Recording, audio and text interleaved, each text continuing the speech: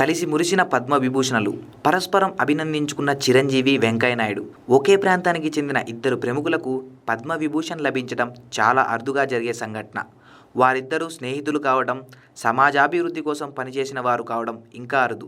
అలాంటి సంఘటన శుక్రవారం చోటు చేసుకుంది. పద్మవిభూషణ్ పురస్కార గ్రహీతలు మాజీ ఉపరాష్ట్రపతి వెంకయ్యనాయుడు, మెగాస్టార్ చిరంజీవిలు శుక్రవారం సాయంత్రం కలుసుకున్నారు. ఒకరినొకరు అభినందనలు తెలుపుకున్నారు. జయాంధ్ర ఉద్యమం జరుగుతున్న సమయంలో తాను కాలేజీలో చదువుతున్నానని, ఆ సమయంలో వెంకయ్యనాయుడు గారు విద్యార్థి ఉద్యమ నేతని, ఆయన ఇచ్చిన పిలుపు మేరకు తాము కాలేజీలు బహిష్కరించి ఉద్యమంలో పాల్గొన్నామని తనకు ఆయన ఆ రోజు నుంచి తెలుసు అని చిరంజీవి తన కాలేజీ జ్ఞాపకాలను గుర్తు చేసుకున్నారు. ఆ తర్వాత తాను సినిమాలలోకి వచ్చానని, ఆయన రాజకీయాల్లో ఇంతింతై వటుడింతై అన్నట్లుగా ఎదిగారని మెగాస్టార్ పేర్కొన్నారు. కొద్ది కాలం తర్వాత తామిద్దరం పార్లమెంట్లో కొలీగ్స్గా ఉన్నామని, అనేక విషయాలు ఆయనను అడిగి తెలుసుకునేవాడినని, సమాచారం విషయంలో ఆయన నాకు స్ఫూర్తి అని చిరంజీవి తెలిపారు. వెంకయ్యనాయుడు గారు స్వయం కృషితో ఎదిగిన వ్యక్తి.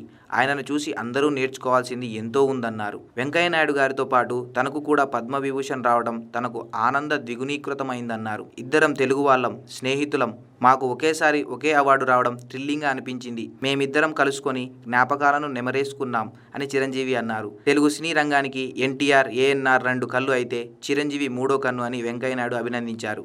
ఈ అవార్డు రావడానికి అన్ని అర్హతలు చిరంజీవికి ఉన్నాయని, ఆయన కష్టపడి ఒక్కో అడుగు వేసుకుంటూ ఎవరూ ఊహించని ఎత్తుకు ఎదిగారని వెంకయ్యనాయుడు ప్రశంసించారు.